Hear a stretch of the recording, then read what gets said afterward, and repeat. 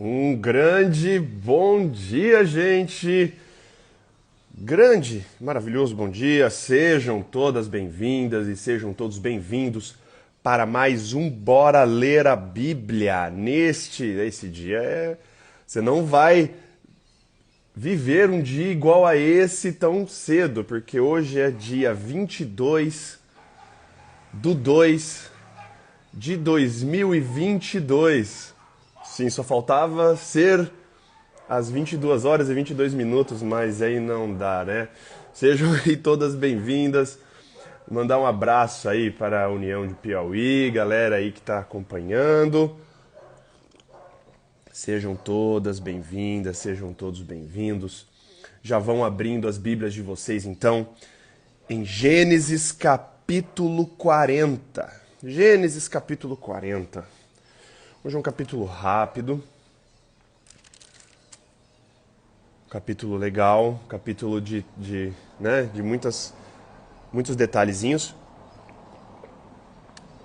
Já vai então, se você está aí no Clubhouse, se você está aí no Instagram, já vai compartilhando essa live, convide pessoas para entrar na sala aqui no Clubhouse, envia por direct no Instagram a live para as pessoas que você quer que acompanhem isso aqui ao vivo. Já dê like aqui na live no Instagram. Enfim, já vamos dar relevância para essas lives aqui para a galera ficar aí mais alerta e conhecer mais o projeto, né?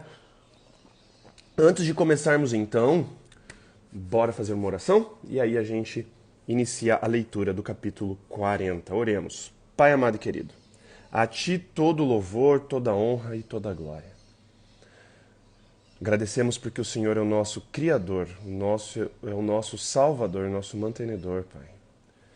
Agradecemos porque, mesmo sendo infinito, o Senhor tem cuidado de nós, seres tão pequenos, tão finitos.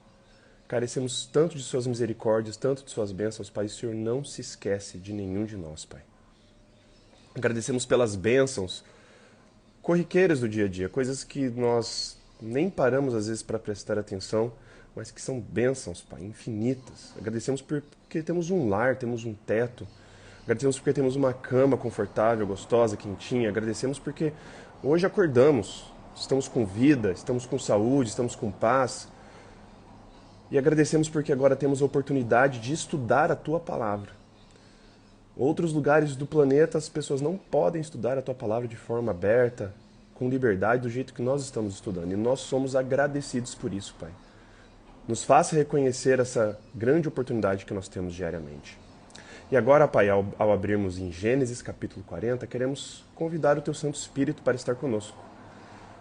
O Senhor prometeu na Tua Palavra que se pedirmos sabedoria, o Senhor dá sem medida. Então, por favor, nos dê a Sua sabedoria para que a gente possa compreender não só o capítulo de hoje, mas os capítulos que nós temos estudado e os capítulos que iremos ler aí nos próximos dias e meses, Pai.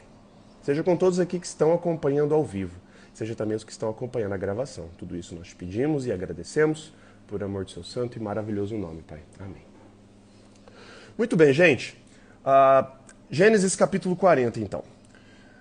Ontem nós estudamos Gênesis 39 e vimos a grande história de José sendo retomada e ele ali na casa de Potifar sendo assediado pela esposa de Potifar.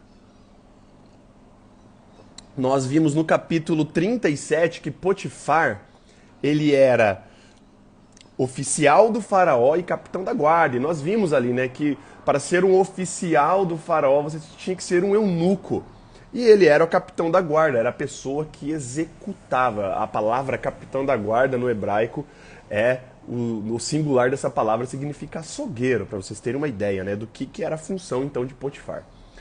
José colocado na casa de Potifar, a esposa de Potifar dá em cima dele, ele recusa várias vezes, nós conhecemos a história.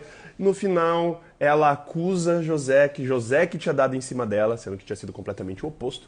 Potifar não compra muito bem essa história, a gente viu. E ele fica indignado, e aí no modo ali do hebraico não mostra com quem ele ficou indignado, e pede um complemento nominal no hebraico, que Potifar ficou indignado. Aí ele manda José para a prisão. E não manda matar, não manda fazer mais nada. mostrando ali que Potifar conhecia bem a mulher que tinha em casa, mas ele não podia fazer nada. Hoje, então, vamos começar então o capítulo 40, José já na prisão, e aí vamos ver o que vai acontecer aqui. Na minha Bíblia, que está na Nova Versão Internacional, começa assim. Algum tempo depois, não se sabe quanto tempo se passa, o copeiro e o padeiro do rei do Egito fizeram uma ofensa ao seu senhor, o rei do Egito. O faraó irou-se com os dois oficiais, o chefe dos copeiros e o chefe dos padeiros, e o mandou prendê-los na casa do capitão da guarda, na prisão em que José estava. O capitão da guarda os deixou aos cuidados de José, que o servia. Olha só. Aqui então José já está preso, e aí aparecem esses dois. Tanto o copeiro quanto o padeiro do rei fizeram algum tipo de ofensa. Eu estava dando uma estudada e faz muito sentido o que alguns comentaristas falam, que, cara, qual era a coisa comum entre o copeiro e o padeiro? Eles trabalhavam com o quê? Com comida. O copeiro, ele era responsável por quê? O copeiro era responsável por trazer as bebidas na presença do faraó, e ele tinha que experimentar todas as bebidas na presença do faraó para dizer que não estava envenenado. Ele era o responsável por tudo isso. Então, toda vez que vinha lá um vinho, toda vez que vinha uma bebida, o copeiro era o grande responsável por experimentar. Ele era, além de ser o padrão de qualidade, o ISO 9002, ele era também o cara que garantia que o faraó não sofreria um atentado ali de tentar envenenamento. O padeiro era a mesma coisa. O padeiro trabalhava com comida, trabalhava com os pães, ele era o que supervisionava também. Ao que tudo indica, Faraó descobriu um complô para tentar matar ele. Só que ele não sabia quem que estava armando contra ele. Tá? A tentativa ali, provavelmente, uma tentativa de envenená-lo de alguma forma, ou através da comida ou através da bebida. E aí ele manda prender os dois. Depois de certo tempo, verso 5, o copeiro e o padeiro do rei do Egito, que estavam na prisão, sonharam. Cada um teve um sonho, ambos na mesma noite, e cada sonho tinha sua própria interpretação. Quando José foi vê-los na manhã seguinte, notou que estavam abatidos. Cara, muito interessante, né? Porque José, ele, como a gente viu no finalzinho do capítulo de ontem, o carcereiro, né, tratou... verso 22 do capítulo de ontem fala que o carcereiro encarregou José de todos os que estavam na prisão e ele se tornou responsável por tudo o que acontecia lá dentro da prisão. Então José, ele era o responsável por todos os prisioneiros, mesmo ele sendo um prisioneiro, de tanto que ele inspirava confiança. E José aqui mostra que ele, cara, ele tinha todos os motivos ali para estar ingrato. E gratidão é a palavra-chave do capítulo de hoje. E do capítulo de amanhã, mas mais do capítulo de hoje. Cara, e eu falei pra vocês, quando a gente começou a estudar o livro, a história de José, para vocês tentarem se colocar diariamente na pele de José, para tentar entender a cabeça dele, o que você pensaria, o que você faria no lugar dele. Imagina você já sendo negociado como escravo pelos seus irmãos, você sendo vendido, você sendo vendida, aí você chega lá na casa do seu senhor, você está fazendo tudo certinho, a mulher do seu senhor dá em cima de você, você se recusa, ela mente, porque ela mentiu e você fez a coisa certa, agora você é jogado numa prisão. José tinha todos os motivos para ser um cara amargurado, ele estava lá, tipo, cara, Deus me abandonou, Deus não tá nem aí, e eu vou tacar o terror aqui na prisão, Cara, ele tinha, mas olha só, o verso 6 fala que José, na manhã seguinte, notou que eles estavam abatidos. Isso é um olhar de quem procura, é um olhar de quem está atento e é simpático às pessoas que estão à sua volta. Não é um olhar de indiferença, não é um olhar de alguém amargurado, não é um olhar de alguém que... Cara, não. Ele tem esse olhar porque ele continua conectado com Deus. Ele continua ali fiel a Deus, mesmo não entendendo tudo que está acontecendo na vida dele.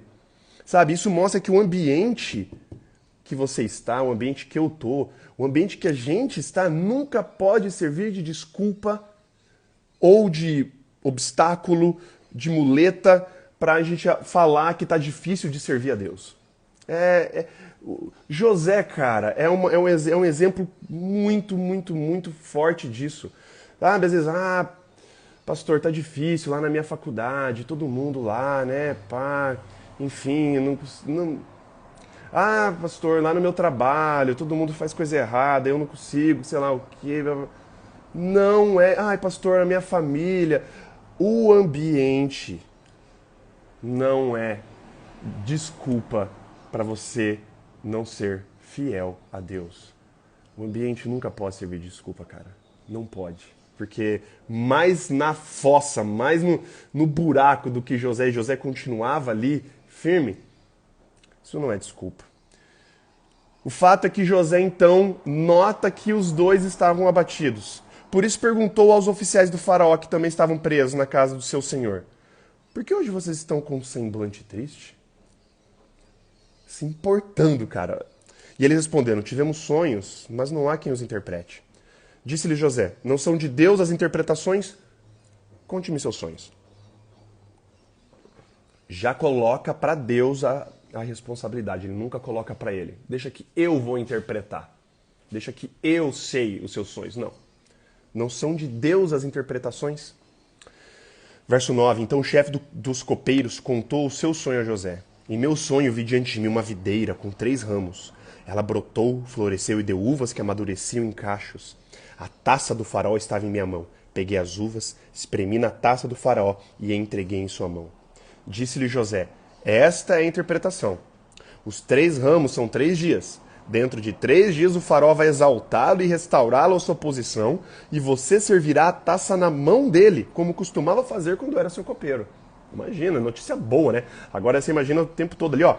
O copeiro ouvindo isso, o copeiro, né, na interpretação, e o padeiro do lado ali, assim, tipo, cara, eu tive um sonho parecido, tava todo faceirão. Verso 14, olha que interessante agora, José. Quando tudo estiver indo bem com você, seu copeiro, lembre-se de mim, seja bondoso comigo, por favor. Fale de mim ao faraó e tire-me desta prisão, pois fui trazido à força da terra dos hebreus, e também aqui nada fiz para ser jogado nesse calabouço. Ele apela para o bom senso ali, para ajuda, para cooperação, para solidariedade do copeiro. Provavelmente o copeiro deve ter falado: não, beleza, cara, tranquilo aí, né?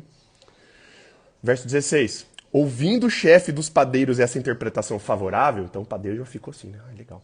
Disse a José: eu também tive um sonho. Então ele já todo faceirão, né? Achando que ia ter uma interpretação boa, né? Coitado. Sobre a minha cabeça havia 3 cestas de pão branco. Na cesta de cima havia todos os tipos de pães e doces que o faraó aprecia, mas as aves vinham comer da cesta que eu trazia na cabeça. E disse José: esta é a interpretação. As 3 cestas são 3 dias. Dentro de 3 dias o faraó vai, decapitá-lo e pendurá-lo numa árvore, ou empalar você numa estaca. Muito provavelmente era empalar o cara, coitado, e as aves comerão a sua carne. Caso vocês não saibam, o empalar é o ato de você pegar o corpo humano, você pegar um pedaço de madeira, você introduz no ânus e a estaca sai pela boca. Ou no caso aqui do cara, pelo cotoco do pescoço, porque ele ia ser decapitado, né? Então ele ia ficar ali para ser exposto no madeiro, para falar assim, para servir de exemplo para vocês não tentarem conspirar contra o faraó. Você imagina a cara do coitado do copeiro rezando para que José não tivesse acertado a interpretação. Não, esse cara aí tá viajando, não, né? Mas coitado. Verso 20. 3 dias depois, dito e feito, era o aniversário do faraó, e ele ofereceu um banquete a todos os seus conselheiros. Na presença deles, reapresentou o chefe dos copeiros e o chefe dos padeiros. Apresentou os dois. Olha aqui, ó. Restaurou a sua posição o chefe dos copeiros, de modo que ele voltou a ser aquele que servia a taça do faraó. Mas ao chefe dos padeiros mandou enforcar, ou, nas traduções, mandou empalar, como José lhes dissera em sua interpretação. Muito interessante aqui. Valeu, Marcelão. No final do verso 19, eu esqueci de ler ali, que dentro de 3 dias o faraó iria decapitá-lo, pendurá-lo numa árvore, e as aves comeriam a sua carne, que inclusive eram as aves comendo os pães na cabeça do padeiro. Valeu, Marcelão, valeu por me lembrar. Verso 22 de novo, então. Mas ao chefe dos padeiros mandou empalar ou enforcar. Na minha versão, existe as duas. Existe o enforcar, nota de rodapé, ou empalar. Como José lhes dissera em sua interpretação. Mas olha que triste agora, o último verso, o verso 23. O chefe dos copeiros, porém, não se lembrou de José. Ao contrário, esqueceu-se dele. Lembra que eu falei que a palavra, uma das palavras-chave, a palavra-chave desse capítulo, eu acho que a gente pode usar, é gratidão? José, apesar de tudo que estava acontecendo com a vida dele, eu fico tentando imaginar, né, todas as coisas que passam na cabeça dele. Ele teve um sonho lá atrás, quando ele era ainda livre, sonho dos feixes de trigo e tudo mais. Isso mostra que ele já era um cara que interpretava sonhos mesmo. Ele tinha o dom de interpretar sonhos que Deus tinha concedido para ele. Imagina ele com aquilo na cabeça. Imagina ele ali pensando, já desde moleque ali pensando, bom, em algum momento meus irmãos, meus pais vão me servir e tudo mais. Aí do nada ele é espancado ali, jogado dentro de um poço, vendido como escravo. Aí ele é escravo no Egito, aí acontece a mentira da esposa, do patrão, e aí depois ele é preso. Você imagina isso na cabeça de José. Imagina você no lugar de José pensando tudo isso. Cara, agora você imagina José lá assim, ó.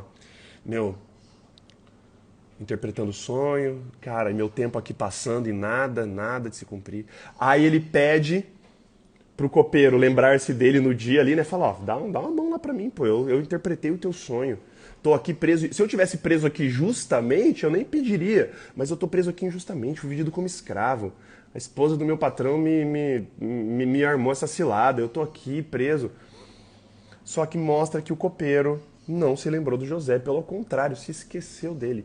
O cara foi completamente ingrato. O cara não tava nem aí. O cara só tava preocupado com o próprio posto. Enquanto José, né, ali, apodrecendo na prisão. José é grato, mesmo dentro de tudo que estava acontecendo, José era um cara grato, era um cara que, né, estava ali fiel. O copeiro, infelizmente, não. Quantas vezes ou quantas vezes você para pensar e quantas vezes já foi decepcionado na sua vida? Quantas vezes as pessoas te decepcionaram, te prometeram alguma coisa, você combinou algo e essas pessoas simplesmente nem aí. Se esqueceram, e você ficou ali a ver navios e tudo mais. Quantas vezes você ficou esperando a atitude de alguém? José, ele não fez nada disso, e isso é uma coisa muito importante, muito interessante, e uma coisa que é pra gente aprender. José, aqui, nunca faz nada esperando algo em troca.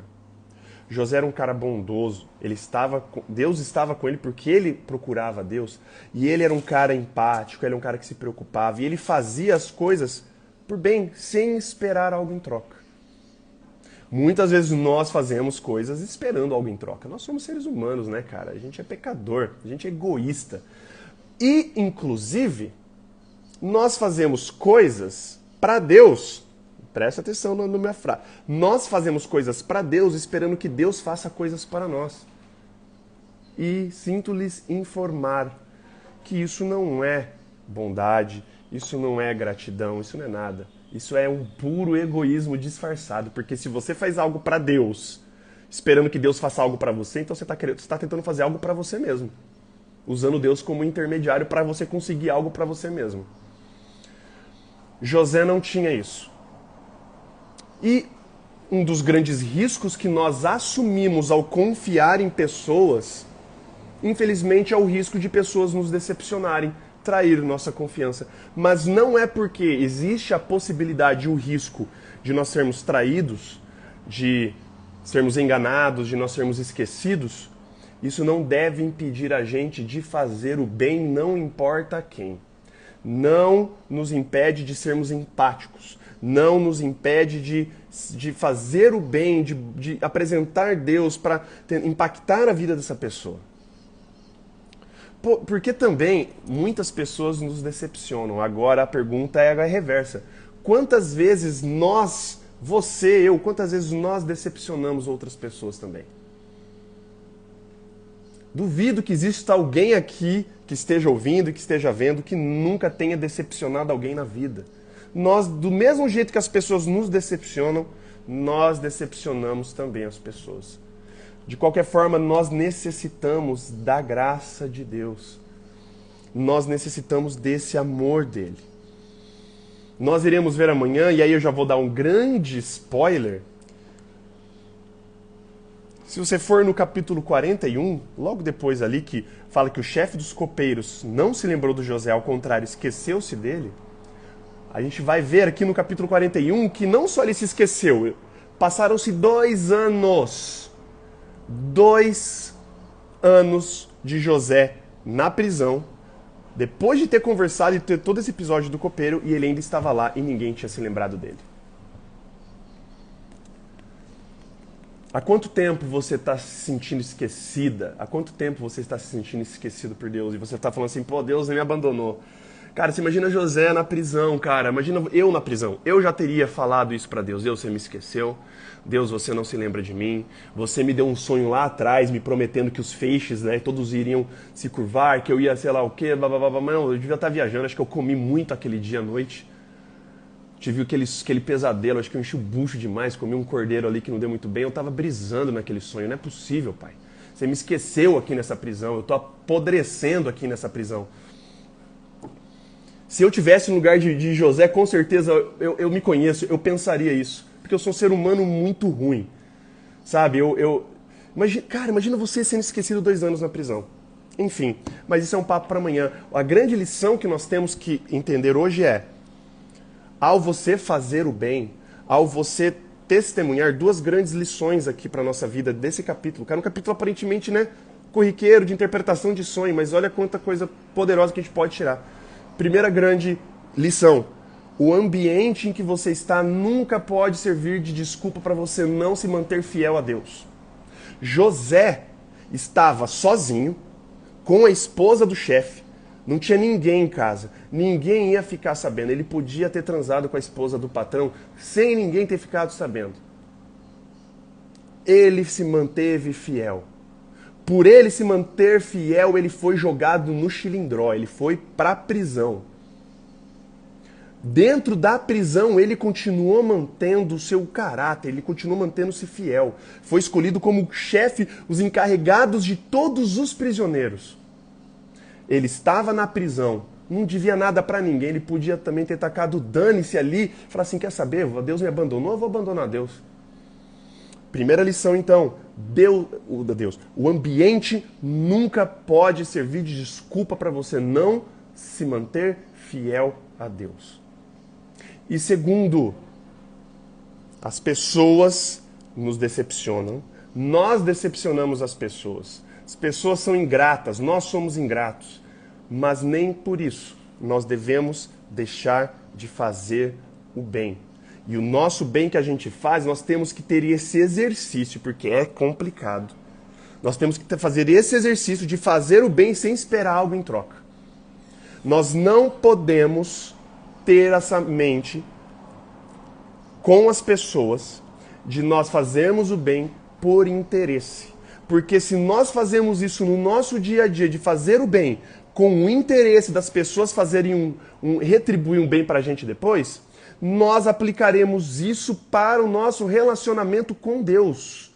Deus, eu estou aqui fazendo uma caridade, Deus, eu estou alimentando o pobre na rua, estou vestindo nu, eu estou indo na igreja.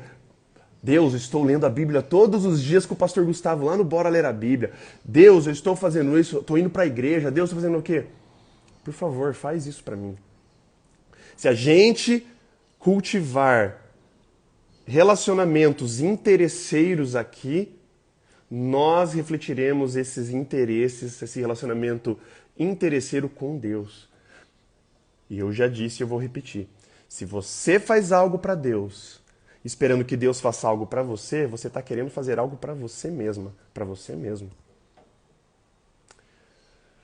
Não esqueçam disso. O ambiente não é desculpa para não adorar a Deus, se manter fiel a Deus. E fazer o bem não importando a quem, não esperando nada em troca. E se alguém te promete alguma coisa e aquela pessoa te esquece e se, enfim, não fique amargurado, amargurada porque provavelmente você já fez isso ou fará isso com alguém também. Oremos. Pai amado e querido, a história de José hoje nos mostrou isso, Pai. José ali na prisão, eu fico tentando imaginar eu no lugar de José, esquecido ali. Imagina a saudade que ele tinha de casa, imagina quanta coisa não devia passar na cabeça de José nesses momentos. E ele ali na prisão, interpreta os sonhos, Pai. O Senhor dá a interpretação dos sonhos para José. José interpreta ali os sonhos dos dois, pede para o copeiro não se esquecer dele. E o copeiro não só se esquece, como passa, a gente vai ver amanhã que se passam 2 anos, no mínimo ali, e ele esquecido dentro da prisão, Pai, por algo que ele não fez, vendido como escravo que ele não era. Todas as condições favoráveis para ele olhar para o Senhor, Pai, e falar assim: Senhor, o Senhor me abandonou. Quantas vezes acontecem coisas infinitamente menores, Pai, mas infinitamente menores, nós já achamos já a maior injustiça do mundo. Nós já achamos que o Senhor nos esqueceu, que o Senhor não lembra da gente, que o Senhor nos odeia. Pai, tira esse vitimismo da gente. Primeira coisa, tira esse sentimento de que todas as coisas ruins do universo estão acontecendo só comigo e eu fui o escolhido ou a escolhida para ser o novo Jó, a nova Jó, para ser o sofredor. Não, Pai. Enquanto nós estivermos aqui na Terra, as coisas ruins irão acontecer, mas isso não significa que o Senhor nos abandona. Pelo contrário, o Senhor está conosco o tempo todo. É gente que, como filho pródigo, nós que saímos da tua casa, nós que decidimos nos afastar de ti, Pai. Se existe alguém aqui que, Pai, no seu ambiente de trabalho, na sua família, na sua faculdade, na sua roda de amigos, tem sentido dificuldade de se manter fiel a ti, Pai, coloca no coração dessa pessoa a convicção de que ela pode sim se manter fiel. E se ela está encontrando dificuldade em alguma dessas coisas, Pai, se o Senhor vê que isso vai realmente interferir na vida dela, no relacionamento contigo, Pai, corta isso da vida dela. Seja um relacionamento abusivo, um relacionamento tóxico, seja um ambiente familiar disfuncional, seja um trabalho que esteja afastando essa pessoa de ti, seja uma universidade, seja uma roda de amigos, eu não sei, Pai. Se existe alguma coisa aqui que está impedindo que essa pessoa entre no reino dos céus, corte isso fora dela, Pai. E, Pai, nos mantenha sempre, Pai, agradecidos e dispostos a fazer o bem, Pai, sem esperar algo em troca. É difícil, Pai, isso não vem da gente. Nós somos super, mega, ultra egoístas, Pai. Tudo que a gente faz, a gente está pensando em alguma coisa que fazer um retorno pra gente. Como isso pode me afetar positivamente? Como isso pode me afetar negativamente? Pai, tira isso do nosso coração.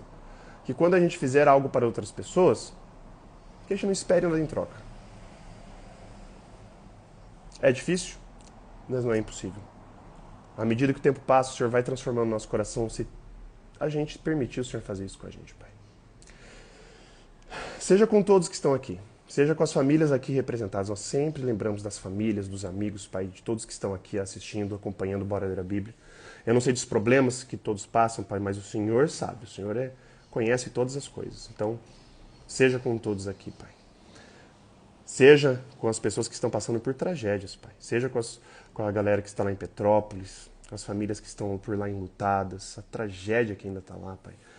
A gente tende a voltar nossos corações só no momento da tragédia, mas o pós é pior, Pai. Escombros, pessoas que perderam tudo, pessoas que perderam famílias inteiras. Conforte essas pessoas, Pai, e envie anjos, Pai, disfarçados de pessoas, ou pessoas mesmo, a trabalho dos seus anjos, Pai, para abençoar e aliviar a vida dessas pessoas, Pai. O que é a vida, Pai nosso, aqui nessa terra, senão isso? Vestir o nu, alimentar o faminto.